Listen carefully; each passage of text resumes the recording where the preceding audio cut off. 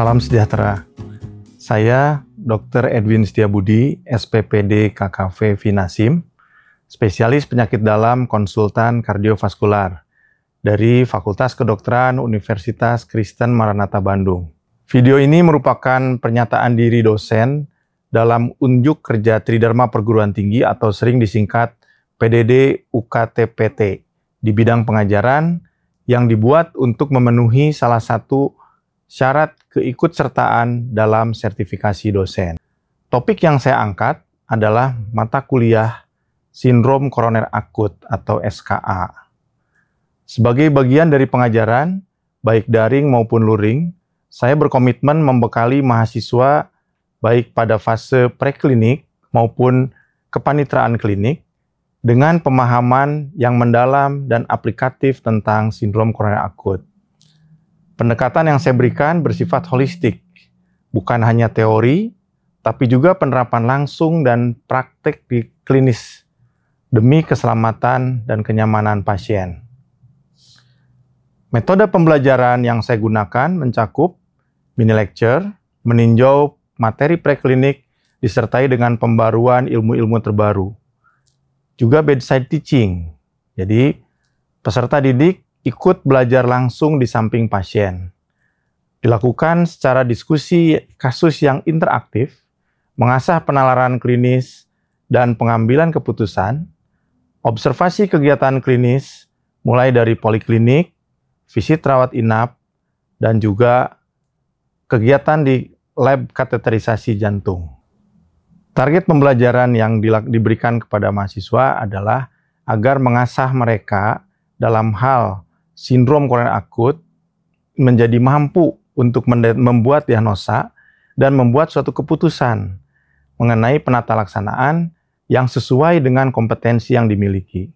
Cara metode untuk melakukan asesmen penilaian bagi para peserta didik adalah dengan pemberian materi tugas dengan memberikan soal-soal UKM-PPD setiap orang 5 soal setiap hari.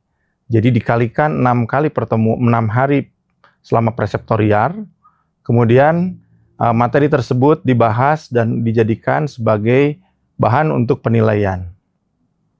Dengan metode ini, mahasiswa tidak hanya menghafal, tapi juga terlatih berpikir secara kritis dan siap mengambil keputusan yang tepat dalam menangani kasus sindrom koroner akut di dunia nyata.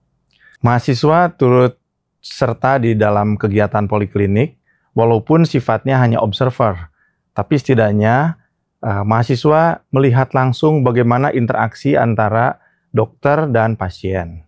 Pemeriksaan penunjang seperti elektrokardiografi dan juga echokardiografi atau USG jantung itu dilakukan terhadap pasien, kemudian dibahas bersama-sama antara pembimbing dengan mahasiswa untuk melihat hasil apa yang didapatkan dari pemeriksaan tersebut.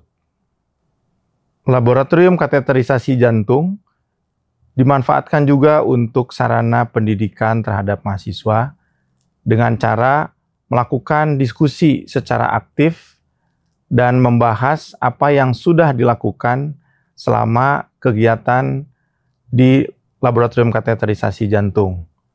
Mereka berperan sebagai observer, melihat kegiatannya di dalam cath lab, tapi kemudian juga ikut serta dalam mengulas kembali apa yang telah dilakukan, serta berdiskusi secara interaktif.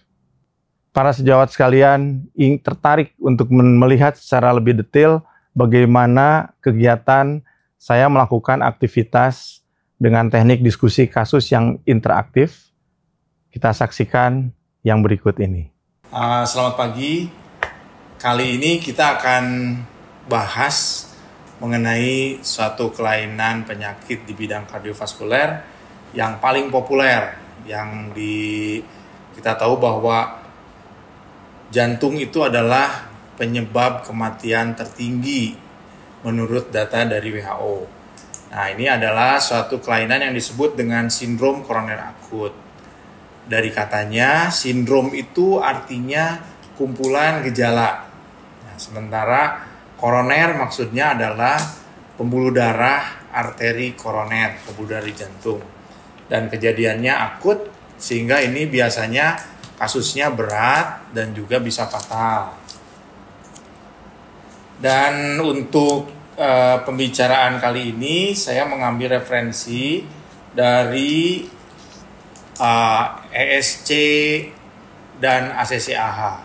Tentunya kita upayakan dari data-data yang terbaru, hasil penelitian yang terkini. Nah, ini dari ESC itu ada pernyataan bahwa sindrom koroner akut kalau di dalam bahasa Inggrisnya adalah acute coronary syndrome atau ACS. ACS itu merupakan singkatan dari A, C, dan S gitu ya. Nah, A-nya itu apa? Merupakan suatu spektrum. Kita lihat di sini dari clinical presentation-nya bisa tanpa gejala, bisa juga dengan gejala. Ya, yang paling populer kalau disebut sindrom koroner akut itu nyeri dada. Bagaimana kita bisa membedakan antara tipikal, atipikal, dan non-cardiac chest pain? Jadi kalau tipikal itu nyeri dada yang pasti jantung. Kalau atipikal bisa jantung, bisa tidak. Tapi kalau non-cardiac pasti bukan jantung. Nah, kira-kira gimana? Ada yang tahu nggak? Susi gimana? Apa sih yang disebut tipikal? Atau yang disebut nyeri dada pada sindrom koroner akut, itu nyerinya seperti apa? Ya, tertekan, berat. Tertekan benar-berat, terus? Menjalar. Bisa ke punggung. Oh gitu nyerinya. Ya, terus apa lagi? Ada juga ada yang nyerinya karena dari ulu hati bisa di seperti penyakit lambung. Oke. Ya. Sebenarnya simpel aja sih. Simpelnya ada 3 poin. Yang poin pertama itu nyerinya subkostal. Nyerinya di bawah rusuk. Jadi nyerinya itu nggak bisa ditunjuk. Ya. Itu yang pertama. Terus yang kedua, nyerinya dicetuskan oleh sesuatu. Sesuatu itu bisa fisik, bisa psikis. Ya.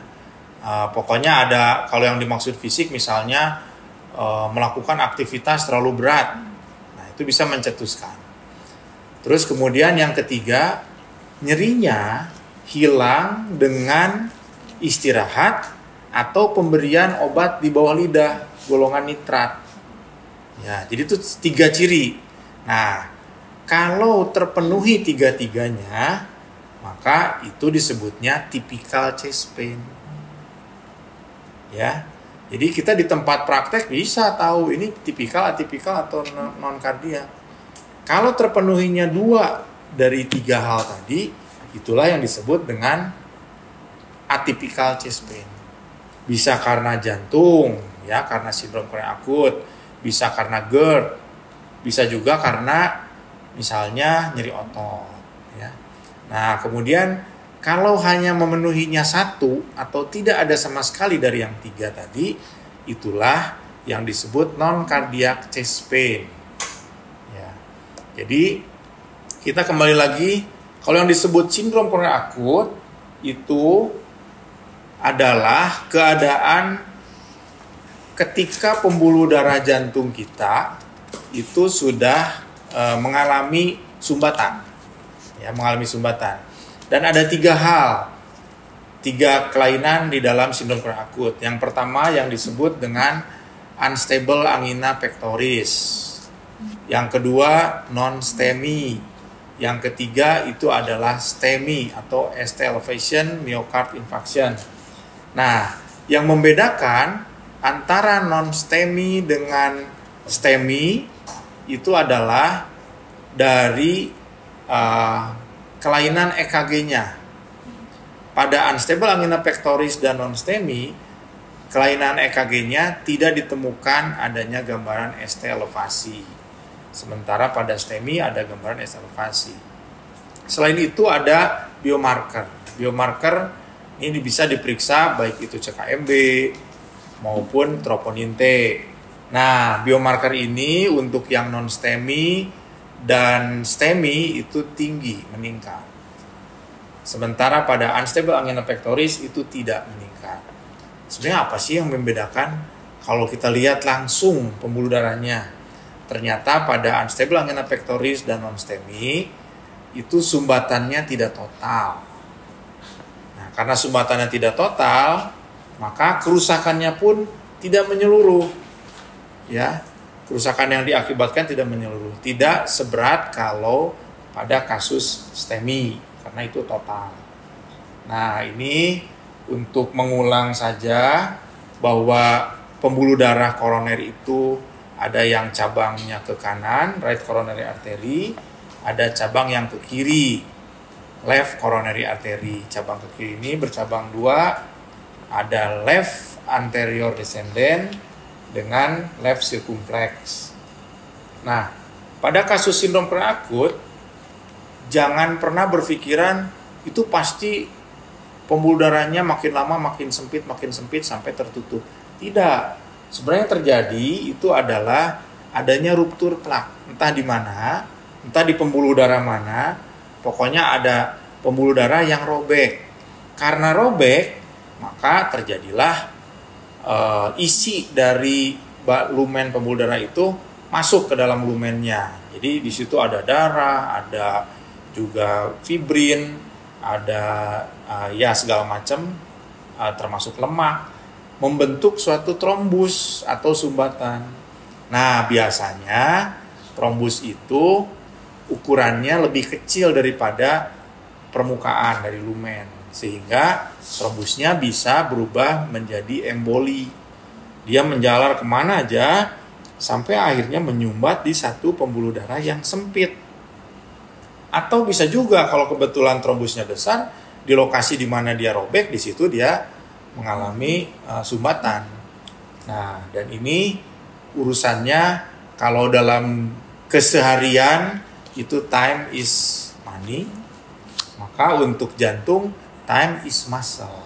Karena ternyata terlambat sedikit saja, maka ratusan pembuluh darah masuk ratusan sel-sel otot jantung mengalami kematian. Jadi di sini kita lihat ada yang disebut iskemik. Iskemik itu berarti akibat dari penyempitan pembuluh darah, kemudian injury dan juga infark. Dalam waktu kurang dari 6 jam itu infark sudah terjadi dari mulai bagian dalam hingga bagian luar dari otot jantung, ya. Jadi sebaiknya dilakukan upaya membuka sumbatan itu secepat mungkin untuk menghindari kerusakan yang tidak diharapkan. Nah, tentunya kalau kita di dalam keseharian yang tadi sudah saya sampaikan, selain yang utama adalah klinis, ya, keluhannya seperti apa, tampilannya bagaimana, sehingga kita mencurigai ini suatu serangan jantung dengan mempertimbangkan faktor-faktor resiko jantung. Jadi faktor-faktor resiko jantung itu ada 8, ya. Dari yang 8 itu harus dipertimbangkan, dihitung secara betul kira-kira apakah lebih besar kecondongan untuk mengalami serangan atau tidak. Jadi sekedar sekilas aja, yang 8 itu adalah 1 laki-laki, kedua usia lebih dari 50 tahun, yang ketiga lingkar perut lebih dari 90 cm untuk laki-laki, 80 cm untuk wanita, kemudian kolesterol tinggi, kemudian diabetes mellitus, hipertensi, dan juga kebiasaan merokok.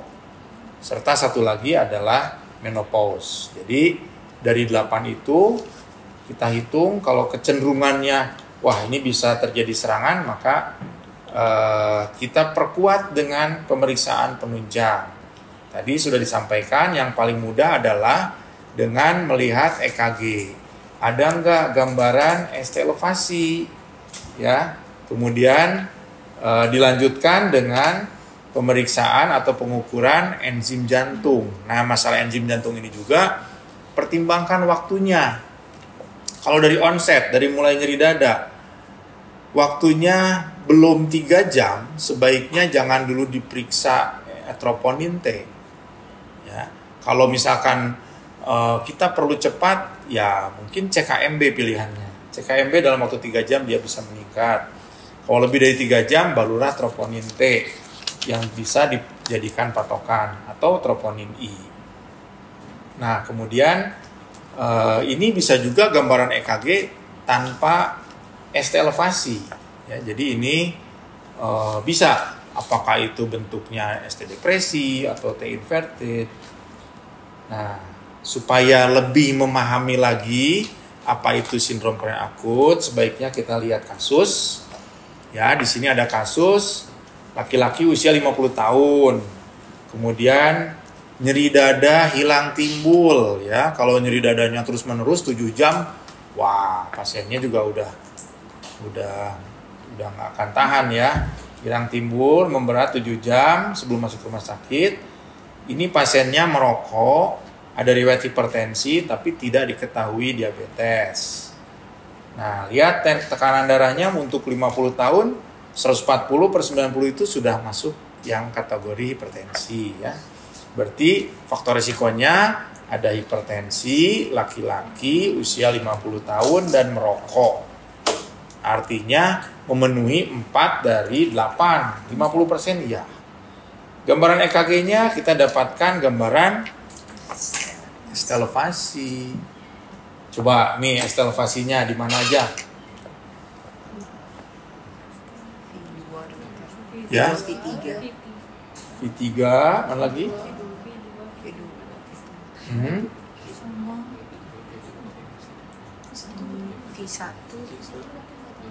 V1 nggak terlalu, ya, sampai V3 ya. Oke. Terus itu di 2 sama 3-nya ada apa tuh? Ada ST depresi. Depresi. ST depresi itu artinya apa? Jadi ada respiro. Itu disebutnya resiprokal. Resiprokal. Jadi kira-kira ini kalau seandainya enzim jantungnya tinggi, diagnosanya apa ya? STEMI dong. STEMI yang mana nih?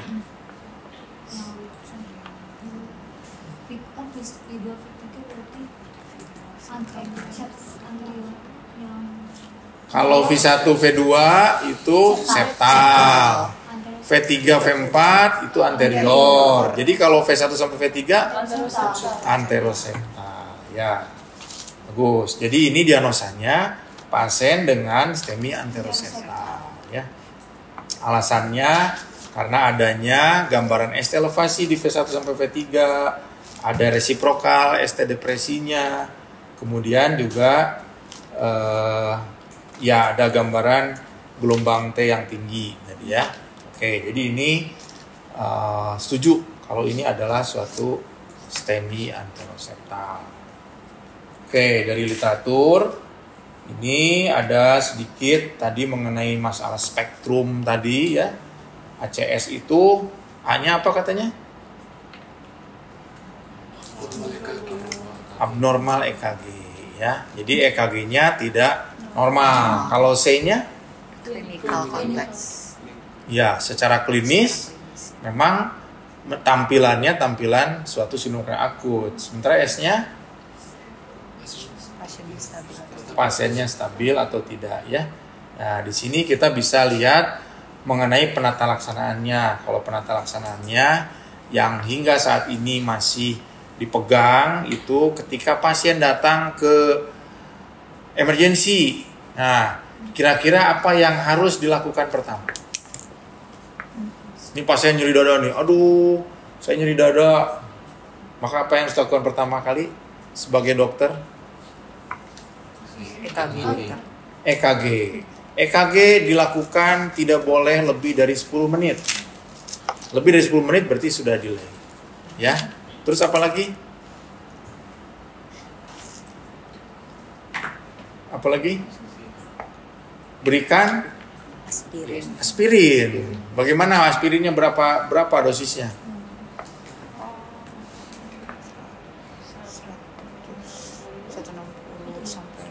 Ya, 160 sampai 320 ya. Nah, kemudian apa lagi yang diberikan? Clopidogrel. Kalau clopidogrel kita pertimbangkan beda antara clopidogrel yang ditujukan untuk PCI dengan pasien yang tidak memerlukan PCI. Ya, untuk yang akan dilakukan PCI sebaiknya loading dose diberikan berapa miligram? Yang tidak 300 untuk yang tidak dilakukan. Ya, kalau yang dilakukan 600 ya. Nah, di sini ada pernyataan bahwa berikanlah beta blocker, nitrat kalau pasiennya nyeri dada, ya, bukan untuk masalah sindrom kronik akutnya. Nah, kemudian waktu yang dibutuhkan sampai sumbatannya itu ditembus oleh wire sebelum bisa wire bisa balon pokoknya sampai ditembus ya, walaupun belum dilakukan pemasangan stent, maka itu waktu yang dibutuhkan adalah 90 sampai 120 menit dari mulai masuk ke IGD. Jadi diperhatikan betul kalau memang ini sudah diagnosanya adalah STEMI dan memerlukan primary PCI, maka langsung saja dorong ke cath lab. Dorong ke cath lab, berikan bantuan dalam waktu yang singkat. Ya. Itu. Oke, mungkin ada yang mau ditanyakan? Izin bertanya dokter. Ya. Untuk yang tadi clopidogrel tadi, kenapa dibedakan mengenai pemberian dosis yang mau PCI sama yang tidak diberikan, tidak PCI? Ya. Kalau kita akan melakukan tindakan PCI itu berarti akan memasukkan alat ke dalam pembuluh darah. Jadi kalau seandainya darahnya pakai tanda petik terlalu kental, nanti resikonya akan terjadi gumpalan. Makanya sebaiknya diberikan dalam dosis tinggi. Harapannya dengan pemberian dosis tinggi maka akan lebih mudah atau lebih cair.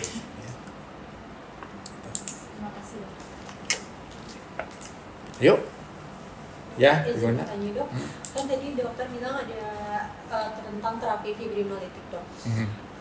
Bila pasiennya itu terapi fibrinolitik kan pasti ada kontraindikasinya kan dok. Tapi kalau misalnya pasien ada kontraindikasi nih dok, tapi harus tetap diberikan terapi fibrinolitik itu, bagaimana ya dokter? Ya, jadi kalau misalnya terapi fibrinolitik dari katanya aja fibrin itu serat-serat, litik itu dihancurkan. Jadi terapi fibrinolitik pada kasus sindrom kronik akut diberikan seandainya tidak memungkinkan dilakukan primary PCI dalam waktu yang cepat, ya, karena misalnya tidak tersedia di rumah sakit fasilitasnya, maka berikanlah terapi fibrinolitik. Tentunya ada kontraindikasi. Nah, kontraindikasi yang absolut yang mutlak tidak boleh diberikan atau dipertimbangkan itu adalah seandainya pasiennya dalam keadaan hipotensi. Mari bersama mencetak generasi dokter yang kompeten, humanis, dan tangguh. Terima kasih.